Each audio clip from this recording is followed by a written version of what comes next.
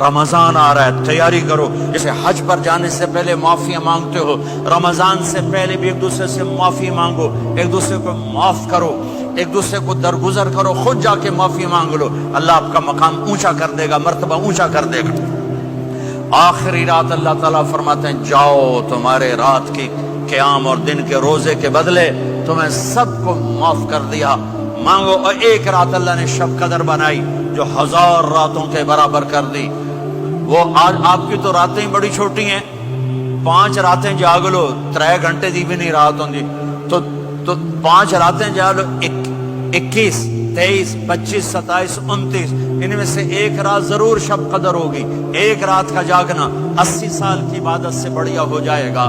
صرف ایک رات کا جاگنا، ایک رات کا جاگنا. ایک شرط ہے، دل میں بغض نہ ہو، نفرت نہ ہو، حقارت نہ ہو.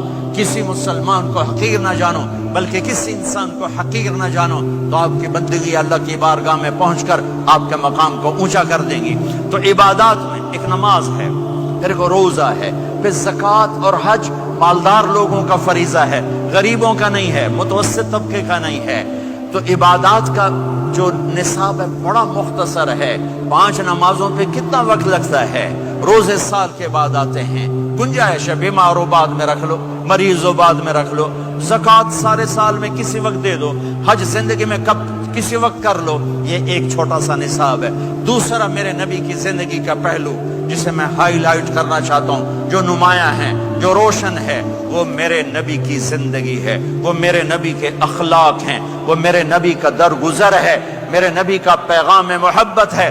میرے نبی نے فرمایا اسلام کا سب سے مضبوط عمل کیا ہے؟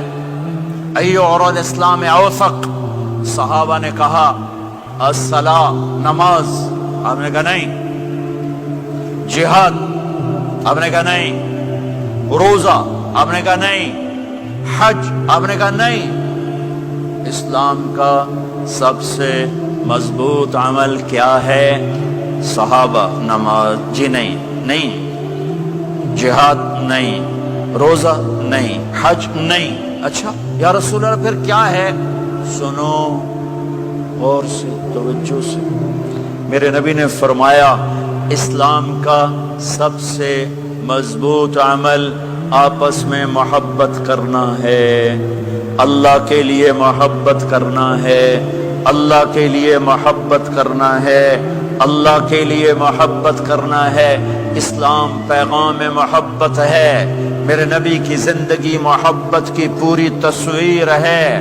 کسی سے نفرت نہیں، بغض اللہ کے لیے، محبت اللہ کے لیے. یہ اسلام کا سب سے مضبوط عمل ہے. میرے بھائیوں، میری بہنوں، اب دور دراز جگہ میں ہو، اب آپ یہیں کے، جن کے پاس پاسپورٹ ہیں وہ یہیں کے شہری ہیں. یہ آپ کا دیس ہے، یہ آپ کا وطن ہے. اسے محبت سے بھرو. پاکستان کی نفرتیں یہاں نہ زندہ کرو، ہندوستان کی نفرتیں، بنگال کی نفرتیں یہاں مت زندہ کرو. آپس میں امت بن کے رہو، مذہب کے نام پہ مت لڑو.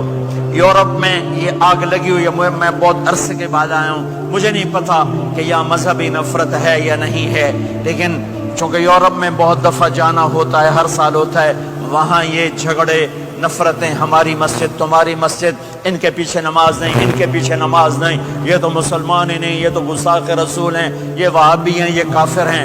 دیکھو میں ہاتھ جوڑتا ہوں، امت بن کے رہو، امت بن کے رہو، مومن بن کے رہو، مسلم بن کے رہو، مومنہ بن کے رہو، مسلمہ بن کے رہو. اختلاف رائے کو برداشت کرو. یہاں چاند کے مسئلے میں اختلاف ہوتا ہے، روزے کے ٹائم میں اختلاف ہوتا ہے. علماء سے کہتا ہوں اس اختلاف کو مٹھاؤ، جس میں سہولت ہو سارے وہ لے لو.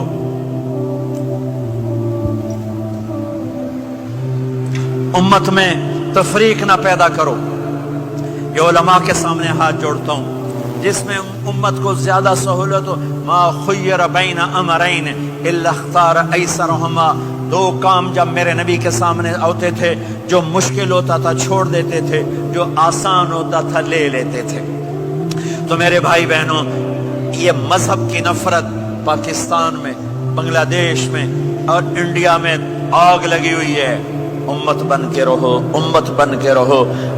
اگر آپ اور میرا مسائل میں اختلاف ہے تو یہ ہماری محبت کو نہ ختم کرے، ہمارے تعلق کو نہ ختم کرے، ہماری نفرتیں نہ پیدا ہوں۔ اختلاف ہے، شروع سے تھا، آج بھی ہے، آئندہ بھی رہے گا، لیکن اللہ کے واسطے، اللہ کے واسطے، اللہ کے واسطے اس کو محبت میں بدلو، اسے محبت میں بدلو، اسے محبت میں بدلو۔ اختلاف رائے کو برداشت کرو، مذہب کے نام کی نفرت کو ہوا نہ دو، ہوا نہ دو، اس کو ٹھنڈا کرو، اس پر پانی ڈالو، اسے بھڑکاؤ نہیں، اس پر پانی ڈالو۔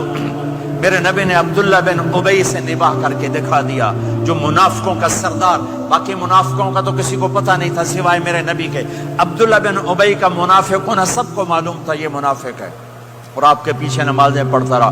آپ نے اس کے اپنے ساتھ رکھا، ایک دن آپ پانی پی رہے تھے، عبداللہ بن ابی کے بیٹے عبداللہ پکے صحابی تھے، کہنے لگے یا رسول اللہ تھوڑا پانی تو بچا دیں۔ آپ نے کہا